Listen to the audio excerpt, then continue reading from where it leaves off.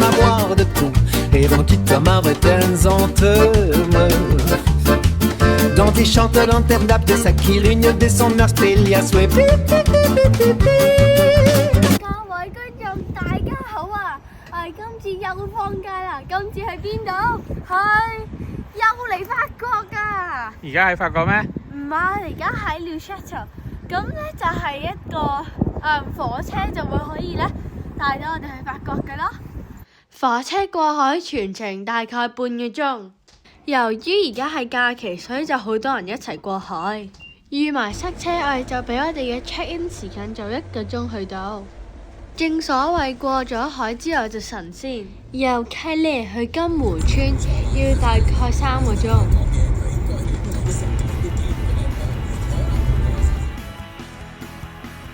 當見到呢個大湖，就知道我哋就嚟到啦。金湖村 Golden Lakes Village 係個湖畔別墅區嚟嘅。而家今次睇到好似人住咗頭幾日咧，就喺 Golden Lakes Village 度住嘅。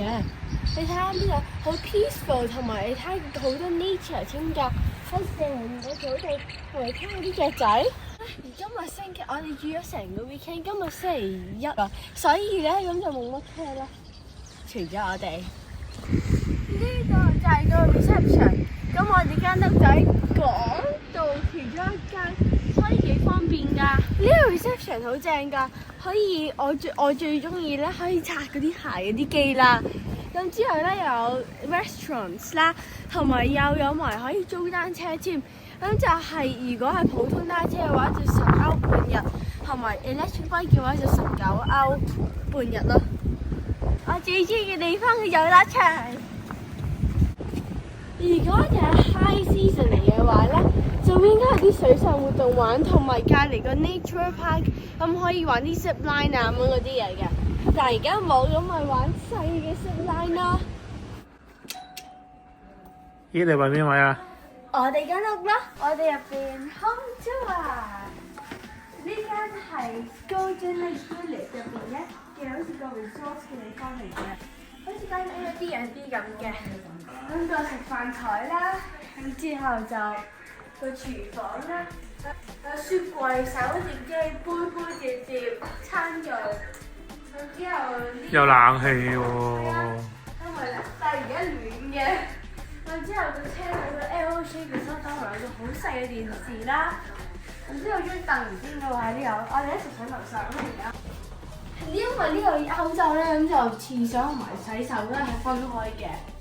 頭先係廁所啦。哇，好大個廁所喎！而家呢度就有廁所，呢個可以擺毛巾，成個呢啲咁樣咯，好正嘅。咁樣嘅，咁之後擺晒啲毛巾喺呢度，咁之後衣櫃仔啦。而間房咧就係邊兩間嚟？我呢間。上下格嘅呢間。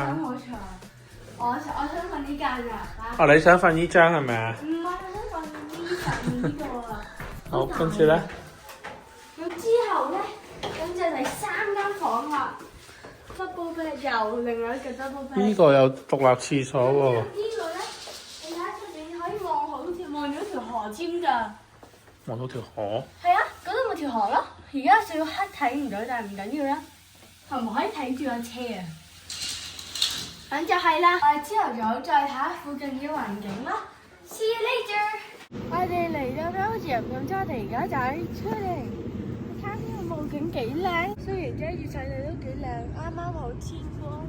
Turin 呢個地方分上城同下城區。你睇下呢度冇啲樹遮住咗幾靚。但我睇唔到你個樣喎。講一次。你睇下呢度啲樹遮冇遮啲樹遮住咗幾靚。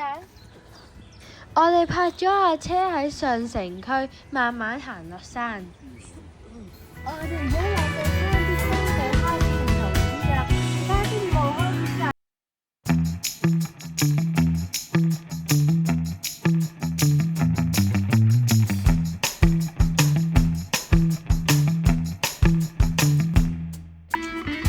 幾點啊？啲人係點樣啊？而家係朝頭早大概8點，啲人係仲瞓緊覺㗎。所以我哋要點啊？我哋就要細聲啲啦。正啊！啲傻係咪啊？好和平係咪啊？平靜，即刻唔平安。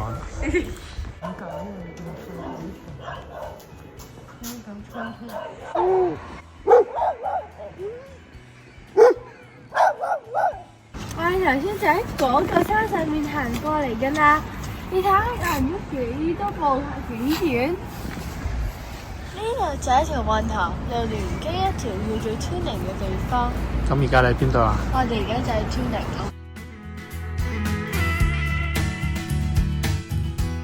啲 tourist 咧就可以 visit 啲 cultural 嘅 sites 嘅，即係好似例如啲水嘅嘢啦，啲 ruins 啦。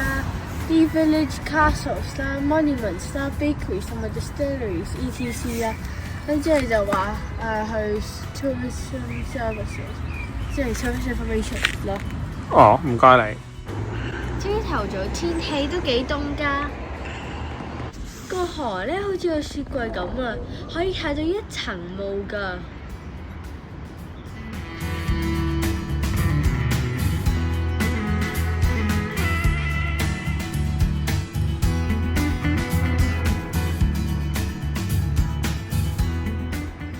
點啊你？拍片嚟嘅呢個？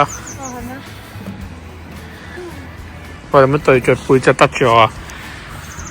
你拍尋秦記啊？咁你同我一齊得啦。呢邊鏡頭人，呢邊。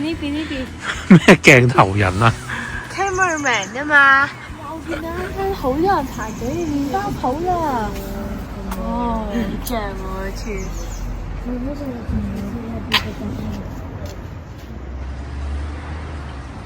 我哋頭先咧就去咗買Petit Déjeuner， 即係咩咧？早餐啦。哦。咁咧我哋就買咗呢個 lemon tart 啦，呢個奶油包啦，同埋呢個 raspberry tart 嘅。咁呢兩個就3.6，呢個就2.2 euro。哇，咁咪好抵咯！係啊，識得未啊？我哋嚟到 Waterloo 啦，但係唔係倫敦嗰個 Waterloo， 係 Belgium 嘅 Waterloo。你知唔知香港都有個 Waterloo 嘅？係咩？但我哋唔喺香港咯，我哋係喺 Belgium 咯。咁 Waterloo 有咩特別啊？呢度咧就係個 last headquarters of Napoleon 咯，係啊，拿破崙最後嘅總部。你睇下呢個就係拿破崙啦。喺6月17號，拿破崙就喺呢度指揮㗎啦。係1日之後咁就打輸仗啦。呢度就係佢做皇帝嘅時候最後指揮嘅地方。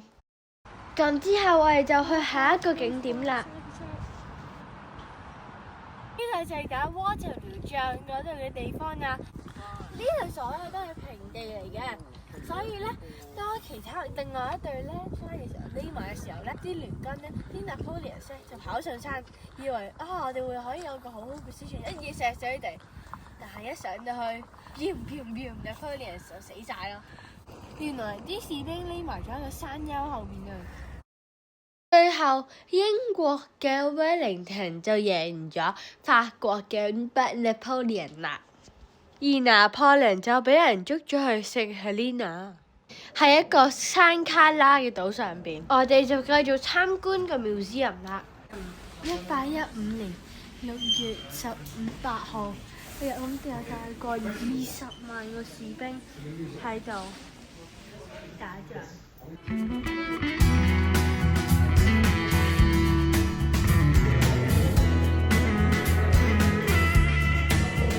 呢個博物館有好多唔同嘅互動嘅展品。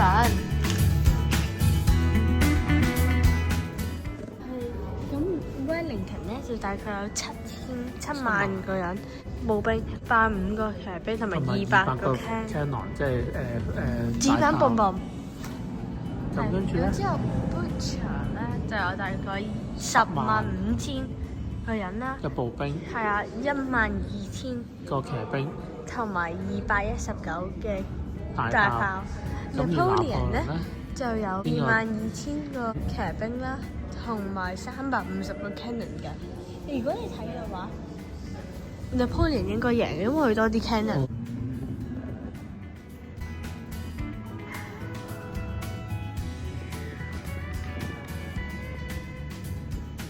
個名喺度嘅。因為呢、個即係 around 呢有啲 interactive 嘅嘢俾細路仔嘅，同埋大人嘅。咁呢啲就係細路仔嗰啲啦。咁我咧就係呢個 best of the month，即係全部原來咁高分嘅咯。我哋而家喺個 Panorama 入邊。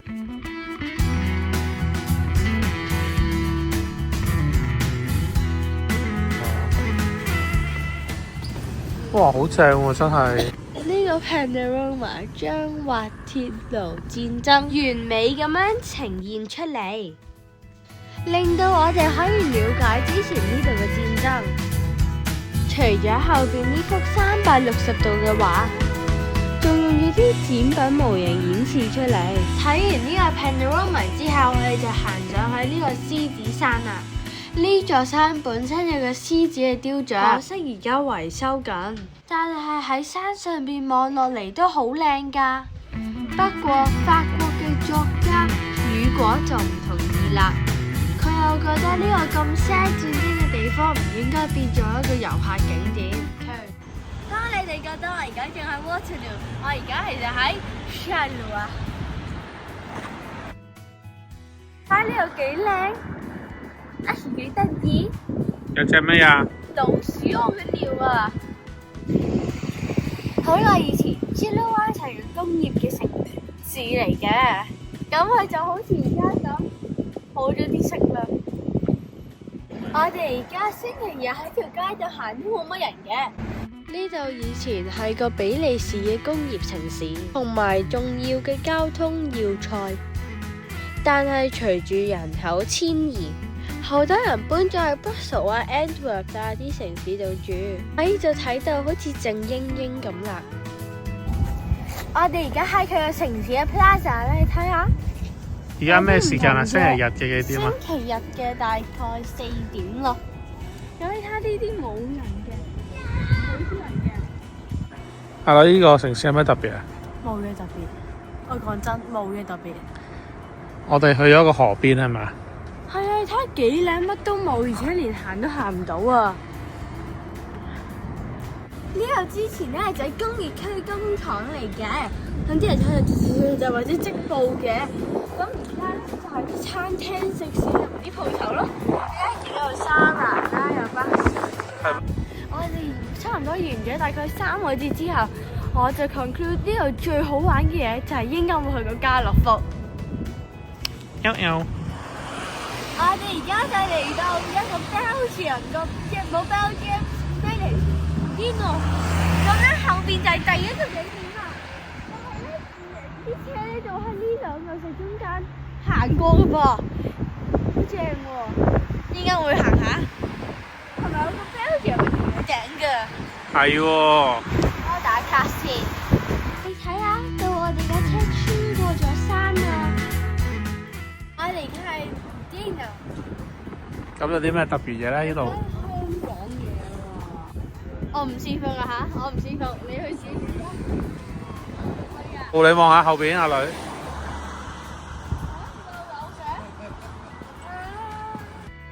Dinan 係喺比利時南部好有特色嘅小鎮，佢俾陡峭嘅石灰山岩包圍，一邊係懸崖，一邊係河，一邊係屋仔。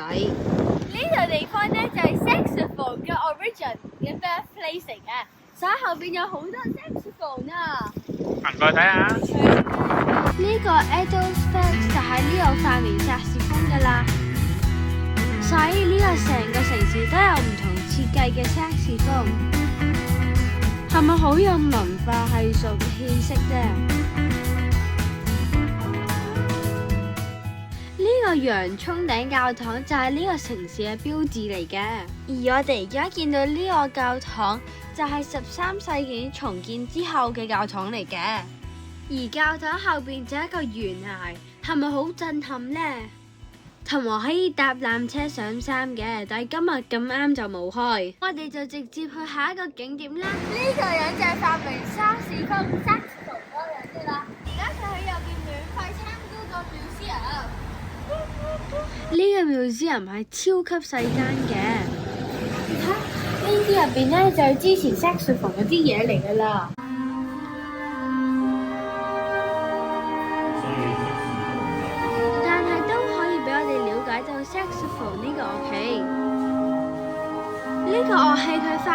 設計都好成功啊！睇完個 saxophone 你就翻返去河邊。呢個係我嘅好朋友 Charles。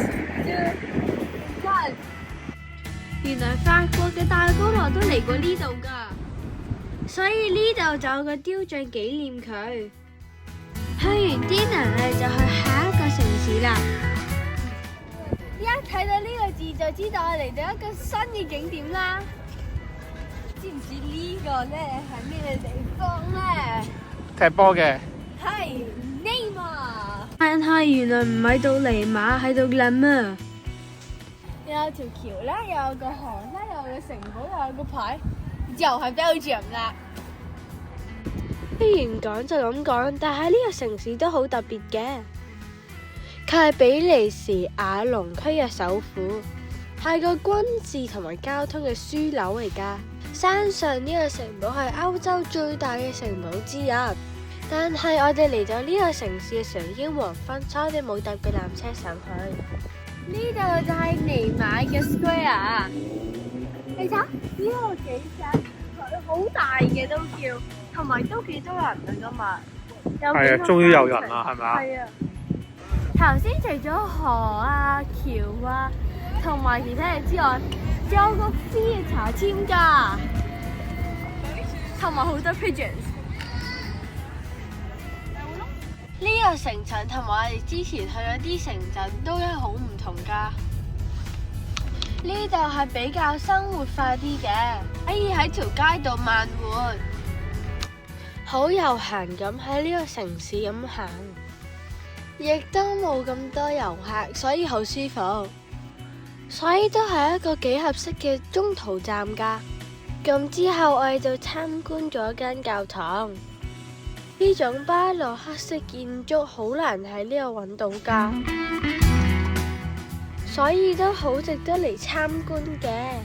我哋第一集去比利時嘅旅程就差唔多啦，我哋下一集就會去法國，下集見，記得 like、subscribe、撳埋個鐘仔、comment，頭就咁多啦，拜拜。